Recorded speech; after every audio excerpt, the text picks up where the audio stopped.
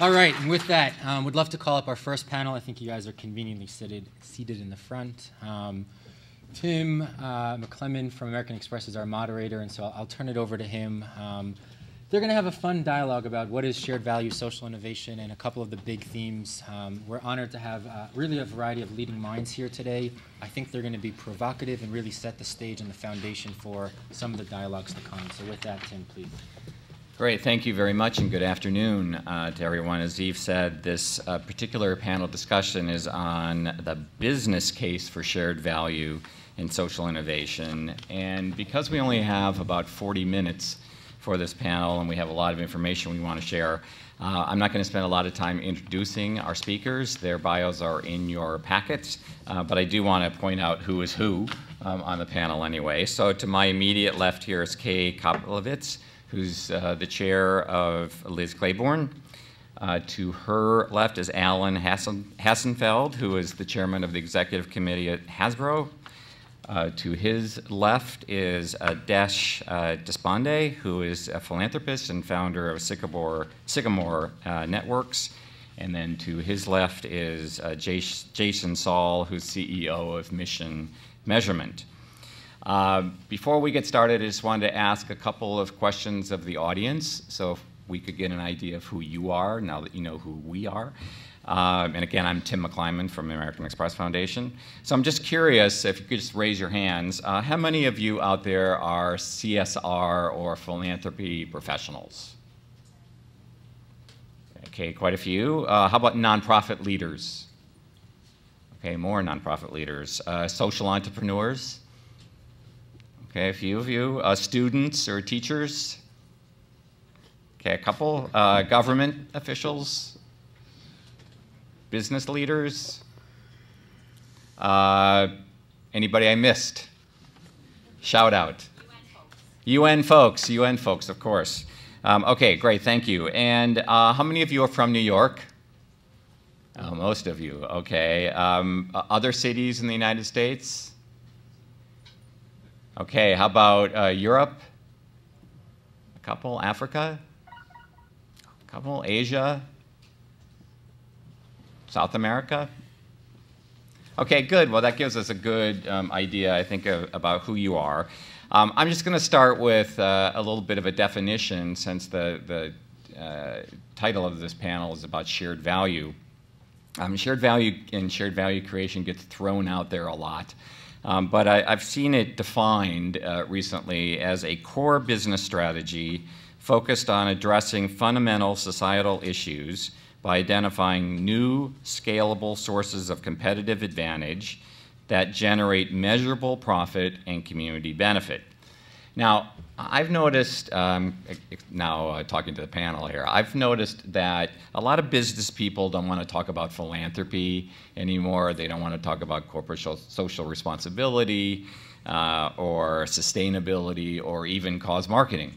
Everyone wants to talk about shared value, social investments, social innovation, which seem to be kind of the new buzzwords and new concepts out there. So I'm just curious, from your point of view, I'm going to ask each panelist to make an opening statement and share with you whatever they want to share with you to start out with. But I also would like you, if you could, to just kind of address the issue of these buzzwords and these concepts and what the sort of differences and similarities are between philanthropy and corporate social responsibility and shared value creation, and whether you think there are lines between those, or whether they're blurred, or whether we even need to think about drawing lines between them.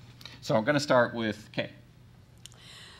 Okay, well, this is a topic sort of dear to my heart, so I'm happy to speak about it. I think there is a difference between philanthropy and social innovation and sustainability, and I look at it as what is a sustainable business, actually. So philanthropy is wonderful, does a lot of great things, but ultimately it has to have a sustainable platform or sustainable business model to keep it going, other than, I think, completely relying on the contributions of others. So philanthropy, is my view, is extremely important, but I like to focus on building sustainable business models behind social innovation, meaning I like to build business models under social innovation that continue to pay forward.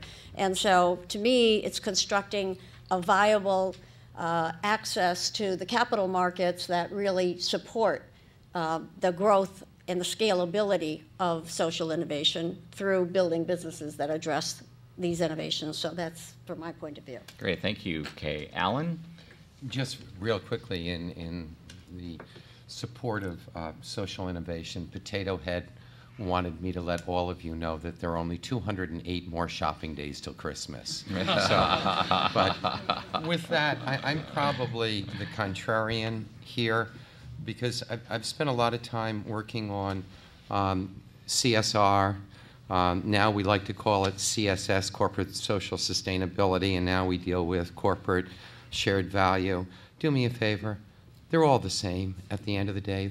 Each one of them, whether it's philanthropy, whether it's environmental sustainability, whether it's product sustainability, whether it's doing good, they're all legs of the same table. And the less time I think we spend defining definitions and wordsmithing, and the more we do, the better. The one thing that I'll be, maybe again controversial about, I talked to a number of students a couple months ago at the University of Pennsylvania, and I noticed that, you know, they were asking me about all the programs we're involved with, and they said to me, Alan, why do Americans give so much money overseas? And why don't they do more in America? If you talk about 52 million people living below the poverty line, and I thought for a minute, and I said, at the end of the day, I guess we Americans are cowards. And they looked at me and said, what do you mean, cowards? I said, whenever we see the face of poverty, whenever you see that the child with the bones sticking out or the flies on their bodies, the women that have been raped, they're all never about America. We never seem to basically show the picture of our own problems here in this country. So if there's any message that I have today, even though we're doing wonderful things in shared value, corporate social responsibility all over the world, remember there are 52 million Americans, of which at least 15 million children go hungry during some part of the month here in this United States. Okay, great, thank you. We like contrarians. Alan, well, actually, Desh. I'm going to agree with Alan that we need as much social innovation here as we need any other part of the world. I live in Boston, and I've been on the board of MIT now for about 12 years. And MIT, Harvard, you know, they have Poverty Action Lab, they have all kinds of stuff, but they work globally, but forget that there's a lot of problems here. So we have taken a slightly different approach. We do this thing called the Social Innovation Sandbox. And so we brought that program back to US. We're doing it in Lowell Lawrence. But the program in India that we started about 8 years ago is a little bit more mature. So let me just take a minute and tell you what can happen when you do that and the success that we've been having, but it's still a long way to go. So what we do is it's a little bit more like, I'm a startup guy. I've done a lot of about maybe 10, 12 technology companies. So it's the same approach. You say, if you're going to intervene, what is the new innovation? And you sharply focus that innovation, you get it worked out, and if you do work it out, then you find a way to financially scale it. And the scaling either is a part of the free market economy, it's either a part of a government program for funding, or a very broad-based charity, or in a lot of times combination of this. So just to give you one example so that it sort of gets you the scale that can happen. About 8 years ago, one of the organizations in India came and said, a lot of the kids in India come hungry to schools. So they said they're going to use good engineering, supply chain, procurement, accounting, and really build these kitchens. So they built a kitchen in the Sandbox in India, and they make 185,000 meals a day, 12 cents a meal, nice hot meal that they serve every school.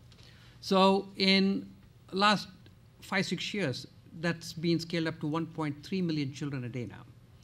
And so today it's about a $30 million a year operation, scaling it up to 5 million in another 10 years. So that'll be a $150 million operation, out of which 100 mil will come from the government, and the other 50 mil is raised by a very broad-based charity. So I think if we can bring this business practice that we all practice in the cutthroat competitive world to social interventions, I think you can do magic. Great, thank you, Desh. Jason? Great, thank you. Well, Tim forgot to ask you one question, which is how many people are yoga practitioners? Because I asked that half kiddingly, but I think a lot of this is about intentionality, right? And that's the one thing we learn in yoga is sort of set your intention. I think there's a shifting intention that's going on in the field from our research and what we found. In the past, most corporations have been operating under a social contract mentality, which basically is an implied set of norms that says two things. One, don't be bad. So don't pollute, don't mistreat workers, don't do bad things to people. And two, be good, give some charity away. That intention has been changing. And what I've observed in my research is a shift from a social contract mentality, which is now baked into how we do business, to a social capital market mentality where the market values social change and is willing to reward companies for their actions, not out of emotional connections, but because they're creating real value. And if you buy the fact that social issues are now becoming business issues, then social strategies need to start to become a lot more like business strategies. And I think that's the real shift from philanthropy to social innovation I see is the shift from really using the fumes of the business to try and do good to using the engine of the business to try to solve social problems and create market value. And I think there's a fundamentally different proposition to doing good and solving social problems. Those are two very different things, and I think we're at the point in society where we actually have to start to solve social problems. And spraying money out and hoping it adds up to something is nice, but I think companies are realizing that we can't build more airplanes without having enough engineers with STEM expertise coming out of schools. We can't enter new markets without having access to water. We can't sell our products in developing countries without having sub-market products and services and other things like that. So you are really seeing a new generation of social strategies emerge that are not social contract strategies, like philanthropy and volunteering, but are social innovation strategies that are using the engine of the business to solve social problems more than the fumes. Yeah, great. Thank you, Jason. Kay, I know you wanted to talk a little bit about Springboard, but before we do that, just because you mentioned, Jason, intentions, how important do you think motivations are for a company? I mean, is it important in this era of social media and transparency and no real secrets for companies to be upfront about their motivations when they start a program or initiative? Are they approaching it from a social innovation standpoint, from a profit-making standpoint, from a philanthropic standpoint? Do you think that matters? Yeah, I think it does. I think it's tied together, right? I mean, I think philanthropy is philanthropy, and I think a lot of companies make the mistake of trying to stretch philanthropic strategies to try to purport to be business-focused, when in fact it's really just philanthropy, so let's do that. At the same time, I think a lot of companies are setting their intention about creating real value. So when GE announced their Healthy Imagination strategy as a business strategy, they said in their press release that they expect to generate revenues equal to 2 to 3 times the GDP of the US from investing $2 billion in Healthy Imagination strategies to increase access to healthcare, reduce costs, et cetera. So I think it's just about being completely transparent, but I also think that there's a lot of intellectual sloppiness between trying to pretend like we're being business-like when in fact it's just philanthropy, which is really important, but it's not a business strategy. Yep, yep. Desh, anything you want to say about that, about motivations, transparency, intentions? Well, I think the intentions have to be clear. I think otherwise it gets very confusing. Yeah. And I think the whole capitalistic system is under threat because I think it assumes that there's a lot of things that are free, right? Whether it's clean air or water or whatever. So the capitalist system, if you really have to design it so that everything that's valuable to the human being has a price on it, I don't know if we'll ever get there. Mm-hmm. So we need a lot of compassionate people who say, we have to value these things and give it a value, and that's what all the business leaders need to do, I think. Yeah, yeah. Alan? Yeah, I think as far as, motivation, very important. I think, look, most companies do want to have a good reputation, but at the same point in time, if you're a company that has a heart and you're doing the right thing, it also is incredible for the people that are working with you. whether you call them associates or employees or whatever. Again, it doesn't matter. It's you're able to keep people if you're a company with a heart. So I think the motivation issue is incredible. Different than most companies here, I think. And you know, one of my partners is here, and one of the things that I'm working on, it's called the ICTI Care process. We basically went around the world, and we took the entire toy industry, all countries that were basically involved in the making of toys, and we created one global code for the human rights of the factory workers. My mother used to beat up on me. How can you allow these articles in the newspaper? Blood, sweat, and tears in Santa's workshop. I said, Mom, it's not us. But the only way we could combat that was by collaborating across all borders with the Chinese government. The person that's here today, Harriet, basically helped write the code. We're 7 years into that code. You cannot imagine the difference we've made. But at the same time, we also know that we've just begun, because we deal, whenever you're in a system trying to change the world, there will be bribery, there will be corruption. Every once in a while there are hostages we have to take care of. But when the motivation, it can't only be a business. You have to begin to think about the other people around you to try and get them under the tent. So we took brands, manufacturers, and retailers, and we're all in this together to make sure that what we deliver is not made with blood, sweat, and tears. Yeah, great, thank you, Alan. Kay? Yeah, well, sort of returning to your first question about social innovation and creating sustainable business models behind it, I wanted to really talk about the democratization of capital, because I think it's really important to understand, you know, how capital gets spent, whether it's a corporation's capital or investors' capital.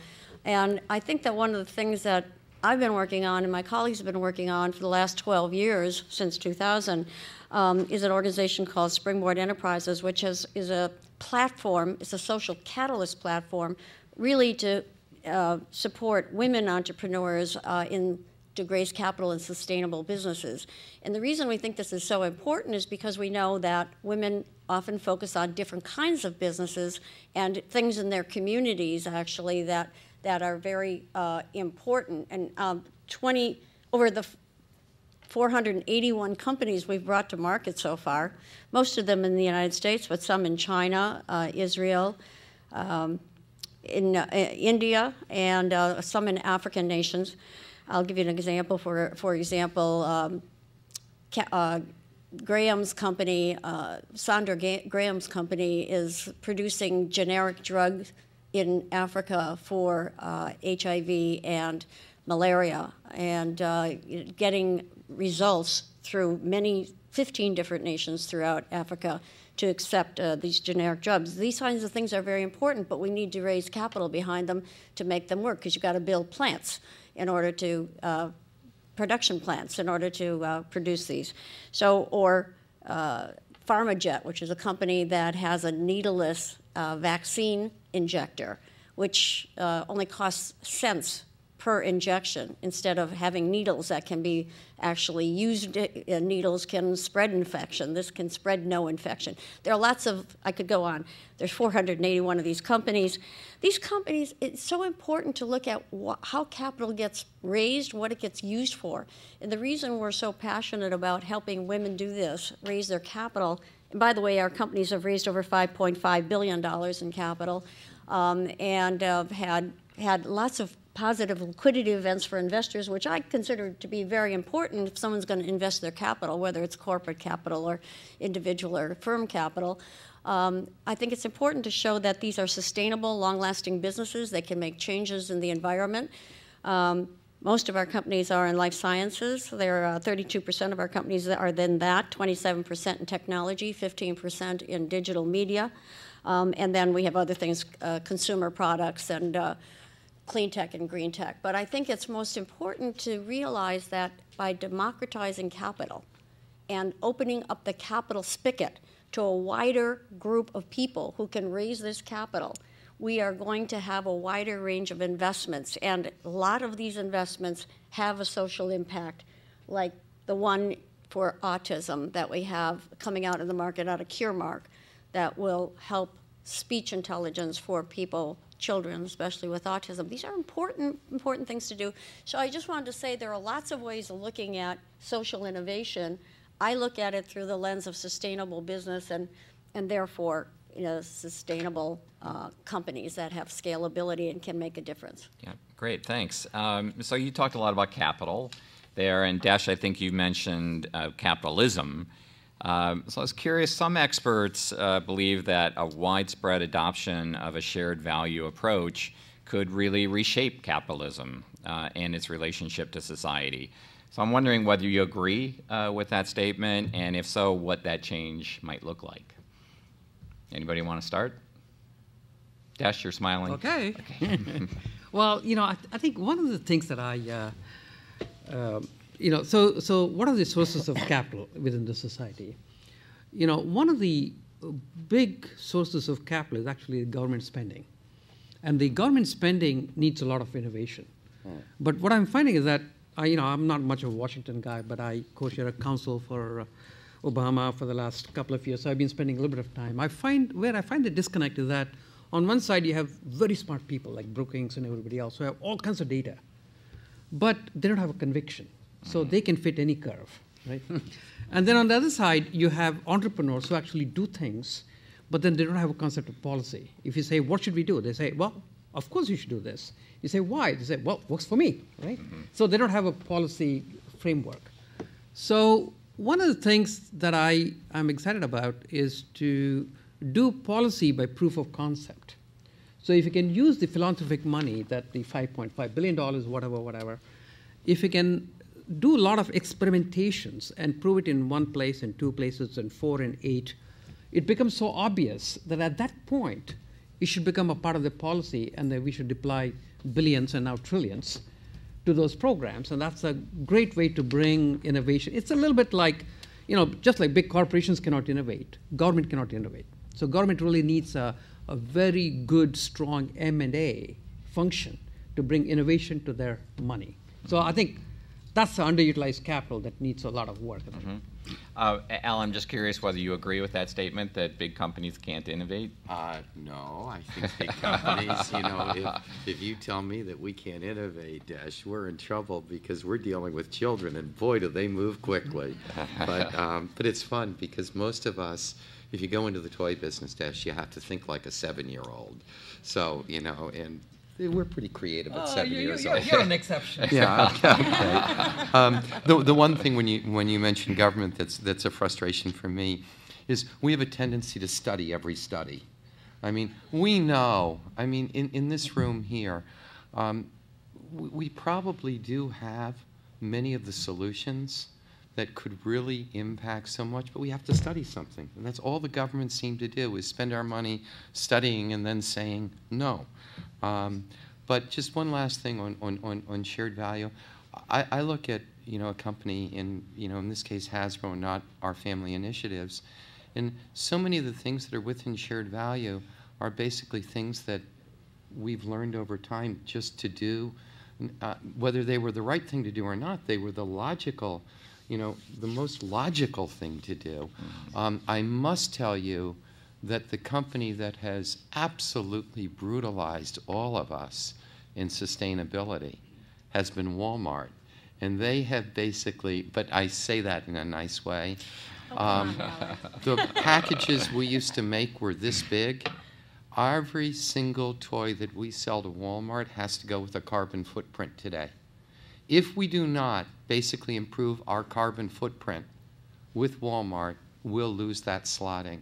If we don't do this, if we don't do that, they want to know how much water we're using to make product. Walmart has been, whether you like Walmart or not, they have been truly on the cutting edge of basically environmentally sound products. Yeah. So that. I want to go back. I just want to make one comment about the government. I tend to agree with you, Desh, but I do have examples of really good that has come out of DARPA, for example. I mean, there certainly are, we have a lot of science that comes out of DARPA that's really good, and iRobot is one of our companies that came out of the MIT labs, actually, and was funded through government grants initially, and you know, is a very successful public company today in robotics. But you know, good things can come out of government grants, but I agree with you, lots of money is spilled around the edges, not knowing what the, you know, what is going, having a net result that they're looking for, so. Jason, do you want to jump into this discussion? Yeah, I mean, I'll just add one fact, which is that last year the federal government rang up $1.6 trillion in debt. It's the largest debt ever recorded in government history. Last year, corporations also generated $1.8 trillion in profit, the largest profit ever recorded in corporate history. So where are you going to look for the future of social innovation and future of social change? We have to figure out how to harness the engine of business to solve these problems, and I think that's what shared value is really about. I do challenge us to really, truly innovate, because we are really stuck in a 1970s mentality around strategic philanthropy, volunteering, and CSR reporting, which are not creating any value for the business. They are nice things to do, and they're satisfying our social contract. But in a world where every company is doing that, the metric that we used to score ourselves against in the social contract era, which is reputation, is irrelevant. Because when everyone's being good, the reputational advantage of being good is moot. So it sounds like a good problem to have, though.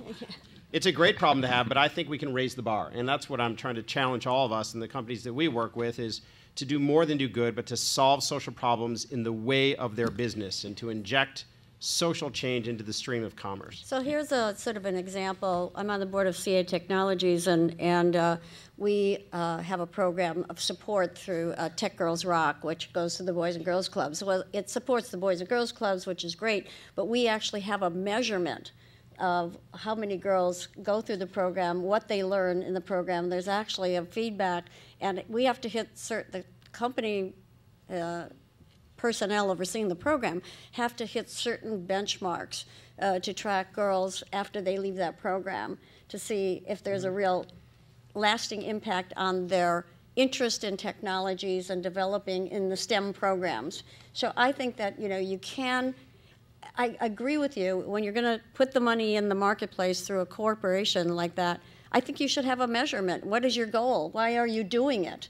You know, and if you can measure it and have benchmarks and meet those benchmarks, then I think you're really socially innovating, because our goal at CA Technologies is to have more girls and more children, really, to tell the truth, in STEM programs and to create more people in the sciences. And girls love sciences. They get dumbed down in adolescence because they don't want to be too smart for boys, you know.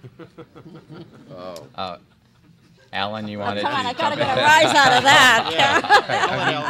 I mean, that's like me saying, you know, okay, that's not fair. I mean, one of the sayings in the toy industry are, you know, girls are, you know, too old for toys but too young for boys, and that's, you know, one of them. I just want to, real quickly, because we've talked about government, we've talked about business, but the third player at the table who's incredibly important is the civil society and the NGO community. And I don't think we've learned in business how necessarily to work well with civil society. Some of us have. There are good NGOs, and then as there are good businesses, there are bad businesses, and there are NGOs that no matter what you do isn't going to be acceptable. But I have found that with our human rights program, especially in China, the NGOs have been, you know, invaluable, because there are things that we don't see, or there are things that are hidden from us. So we have to learn not only with government, but we have to learn from the civil society. Yeah. Can I make a yeah, comment on sure, the absolutely. NGO thing? Just want to, you know, this is a problem that I've been wrestling with a little bit. What seems to happen is, in the for-profit world, you ultimately find a product or a service that somebody is willing to pay, who sees a value in it. And so either you find the right compromise or you're out of business. In the nonprofit world, and there's a lot of you here, you have a tough job, because on one side you have to raise money, on the other hand you have to serve somebody. But the feedback loop isn't there. I mean, the person that you serve does not have the purchasing power or the buying power, and therefore the feedback loop is not there. And so constantly you have to cater to the donors. And the donors, once they get rich, their risk profile is very different. And so one of the problems that I see in US is that almost every intervention here, every nonprofit product, service, whatever we have, it always gets over-featured and too expensive. And therefore does all not... what featured? I'm sorry? It's over-featured All because the donor comes there and he always projects his risk profile on the solution. Yep. So it's too expensive and therefore does not scale. You know, like for example, in the Sandbox, we're doing a program to teach science to rural kids. Within the last 6 years, they've scaled it up to 1 million children now, right? The best in US is about 4,000 kids. Mm-hmm. We need to do 40 million kids here. Mm-hmm. And so what happens is in the US, somehow the interventions, they're very complete, but they're not, you know, that would not happen in a for-profit market where you do find the right product at the right price point. Yeah. So if there's something we can do there, that would be very helpful, I think. Yeah. Jason, you wanted to jump in? Yeah, just one quick hook on that. I mean, I think Desh's point is that we're operating in a market, and we really are. And I think one of the things that's been amazing as an opportunity for nonprofits is that we don't need to sort of live off the leftovers of the economy anymore, which donations are leftover money and volunteering on some levels leftover time. But that the actual core business needs require the social change that we produce. And if we think about what we do as producing a product called impact, there are people who want to buy that impact, that are rational buyers. And to resolve the dichotomy that Desh set up, where the funders of our work are not the consumers of our outcomes, right? The people who give money to a homeless shelter probably don't sleep there.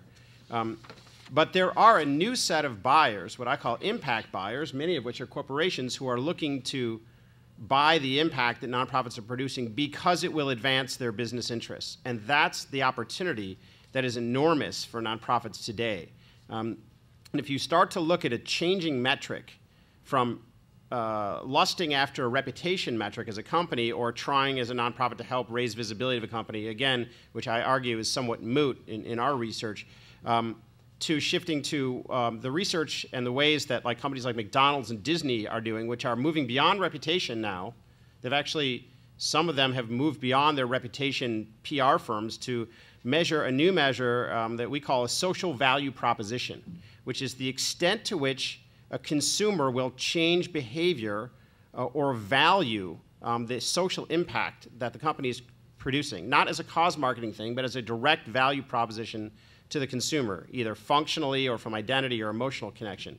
And nonprofits have a huge opportunity to breathe life into that social value proposition, to have a measurable value proposition to the business. But we need to have a different mentality and realize that we are operating in a market and we need to create value. And that's really how you measure shared value, is getting down and actually using quantitative and qualitative indicators to track a social value proposition that has economic merit.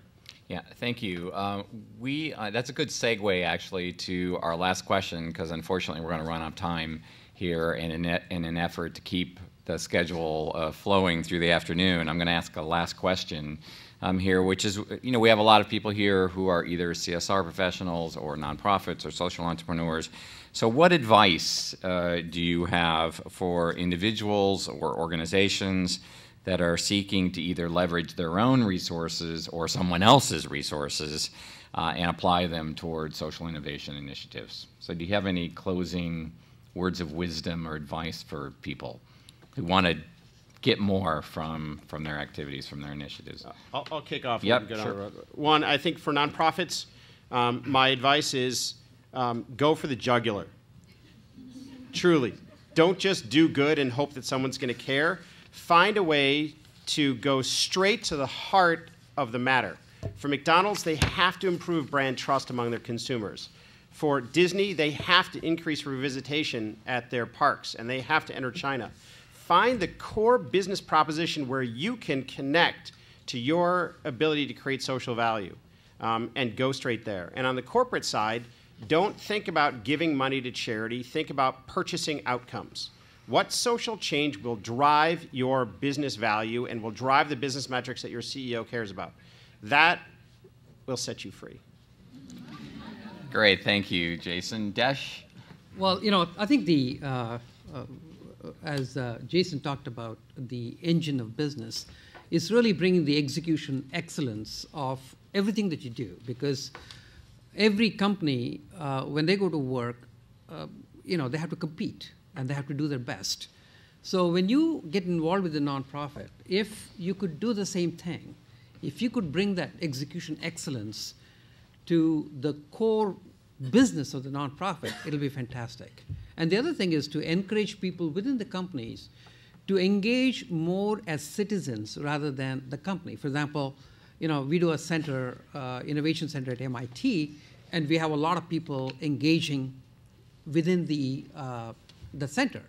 When somebody comes in as a CTO of IBM, he has a very different attitude towards his engagement with the institute as opposed to when he comes in as Jim. When he comes in as an individual, he is looking at the good of the world, good of the nation, good of the whole thing. As opposed to when he comes in as a CTO of IBM, he has to constantly keep thinking about what's in it for IBM. Mm-hmm. So encouraging your people to actually engage into these activities more for the impact and the social good, I think, would bring out a big difference. Great, thank you, Desh. Alan? I'm liberated. I think number one, for those that are in CSR roles or CSS roles in corporations, make sure you really know your CEO. And when I say that, it's great for you to be involved in this, but I've watched many people talk vacant or shallow words, and it doesn't come from their heart. And if you have a always remember, and I hate the quote, but it's true, the fish rots from the head. And if you work at a company where the CEO really doesn't have the passion, whether it's on shared value and just mouths the word, it'll never take off. I think number two, something that I believe in passionately for business, and Jason and I will have this discussion, and I'll persuade him later, is what's called tangential philanthropy. And companies should as I use Hasbro as an example because it's easy. All of our success for 3 generations of running Hasbro has been because of family and children. So when we give back, we're doing our focus. We are totally focused on women, family, and children. So we have a point of view. And the last thing I'm going to say is going to offend a lot of people in this room. The American consumer today, with the economy being where it's at, other than the elite, and academia maybe, do not care about where they buy their product. They buy one thing. They buy quality and price. But price is all important. And I'm sorry to say that, but it's where it's at. Great, okay. Kay, you have the last word. Well, I agree with almost everything that was said, but what I would encourage people to do is think about how you're presenting your program, whether it's to your corporation, to your nonprofit. I think it would actually be a plus for people to put themselves through sort of a boot camp training program on how to present to a venture capital group, because it has to be succinct. It has to be on message. It has to be short, concise, and provocative. And I think if you tone up how you're presenting your case, you could really improve and think through, what you're really trying to achieve. And I found it great clarity for people. We teach this. This is one thing that we teach through the Springboard organization. But I really think I see people come in. They're like caterpillars. They learn the skills. They leave like butterflies. And their impact on the people they're talking to is so much greater. So delivering the message that you are trying to deliver to your corporations, to employees, to funders, wherever you're looking to get your support, I think would be much stronger if you could learn these skills. So a little different take on something that you can take away. Great. Thank you so much, Kay and Alan and Desh and Jason. You've been a terrific panel, a great opening for the summit, and thank you to the audience for being such a great audience. Yeah.